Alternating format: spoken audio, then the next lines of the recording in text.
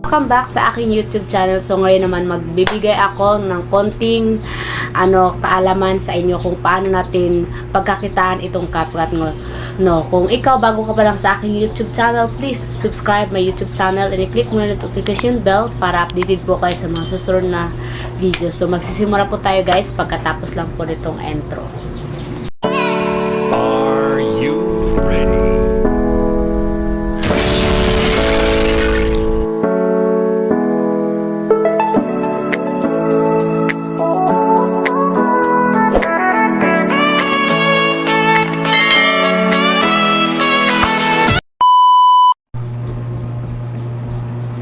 So guys, nandito na tayo. So una punta muna tayo sa ating CapCut.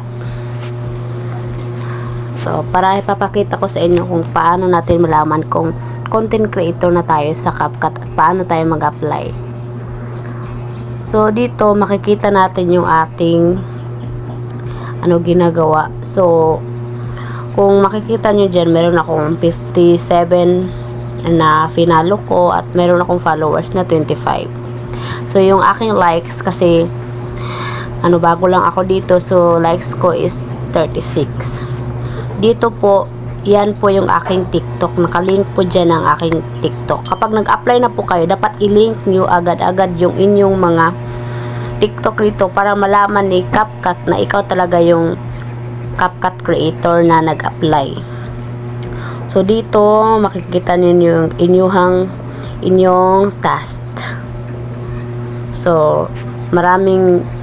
So, level 2 na ako kasi, kaya level 2 na, emerald na yung aking CapCut. Dapat, yung points ko ay magiging 300 points para makapasar naman ako ng isa naman na,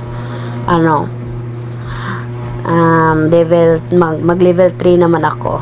So, dito, makikita natin dito yung kapag makapasa tayo ng 300 points is ma-unlock po natin yung community support at itong review. Ma-unlock po natin yan. So paisa-isa po yung ma-unlock. Ito kasing tatlo, itong data center at itong balance at itong booster is na-unlock ko din agad yan kasi nag-upload ng mga videos at maraming nag-export at doon na-unlock ko yan lahat. Ma-unlock lang yan kapag mga kaibigan mo nag-export ng iyong template. Yan, cash reward. So meron akong cash reward. So gumagawa na ako ng mga trending na videos. Ginagawaan ko ng template para makakuha ako ng mga rewards. Pero i-review yan ni CapCut kapag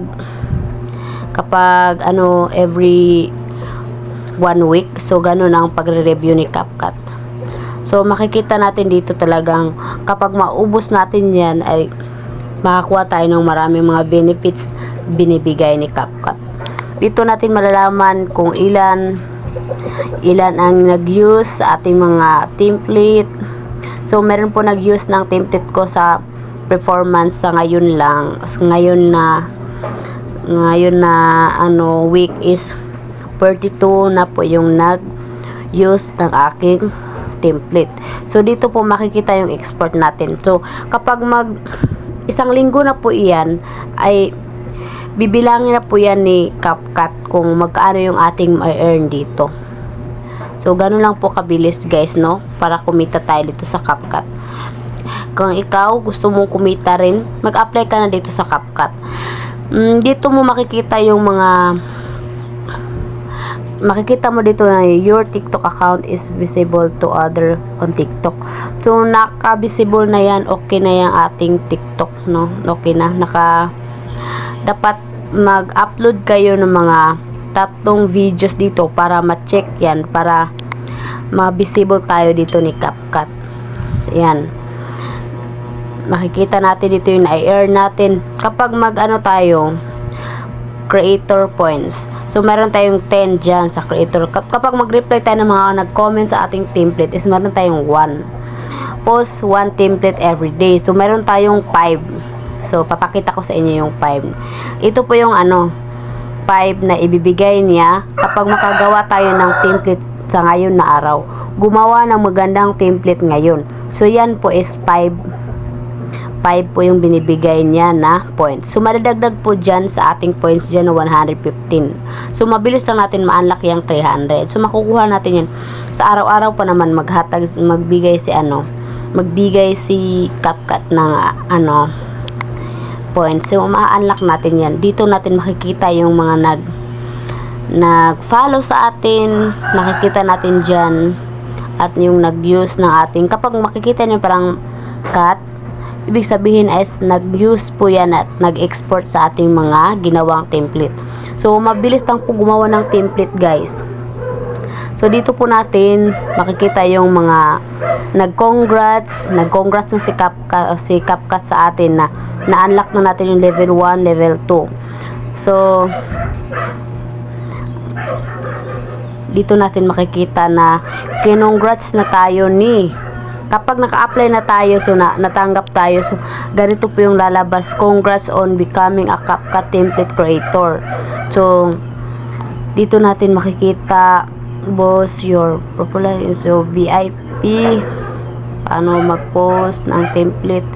So pipindutin lang yan, at gumawa ka, tapos CapCut, lagyan mo ng CapCut dyan, hashtag kung anong ginagawa mo na video. So dapat related sa videos yung hashtag mo. So ganun lang po ang gagawin, so napakabilis lang, at i-export mo na, tapos punta ka ng post at template. So i-next mo lang, tapos gumawa ka ng CapCut, tapos hashtag trending, hashtag FYP, hashtag basta anong hashtag dito. Kung wala kayong agency, pwede nyo akong i-message sa aking Facebook.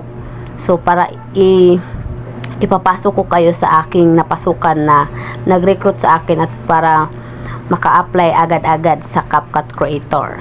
So, sana po nasundan nyo, guys. So, magbibigay lang ako ng konting tips kung paano ako gumagawa ng mga template dito sa CapCut. So, unang punta lang tayo dito.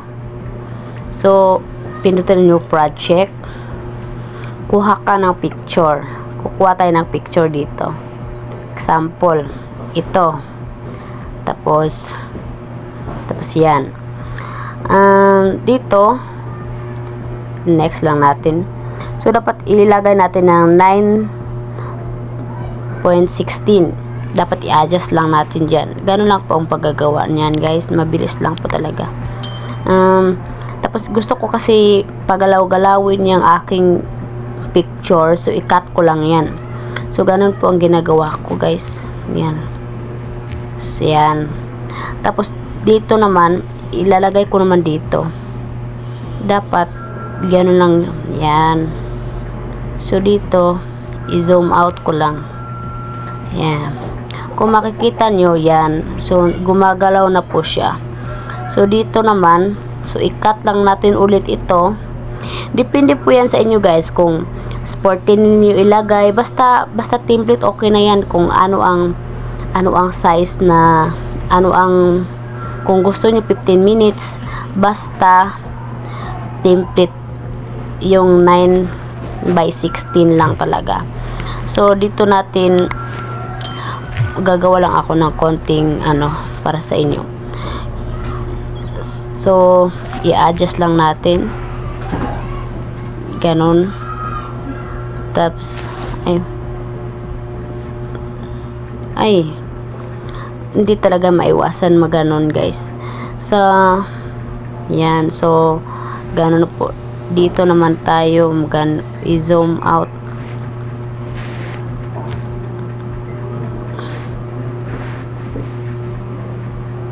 So, hindi siya na-zoom out. Ganon.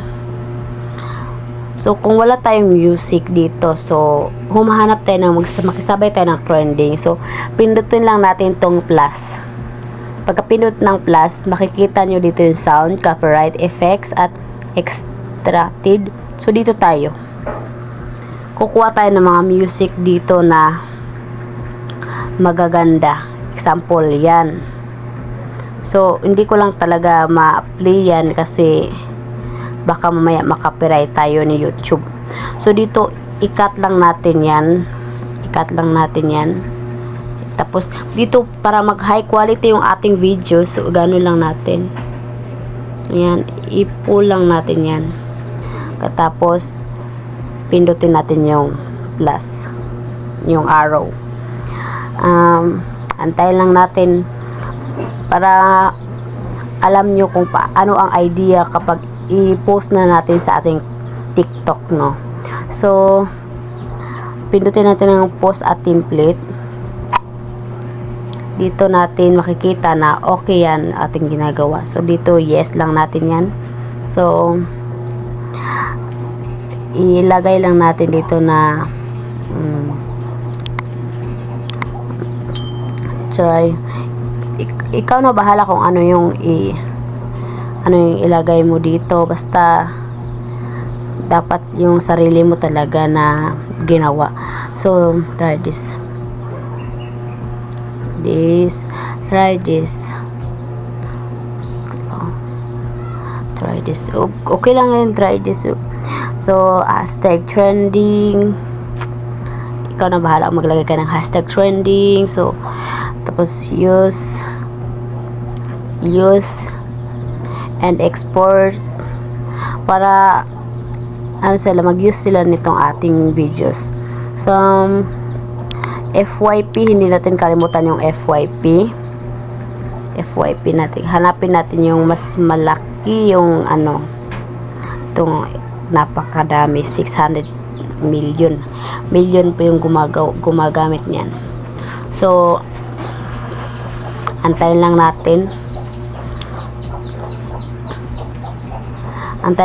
guys. So, ituturuan ko kayo mamaya kung saan kayo makapag-apply.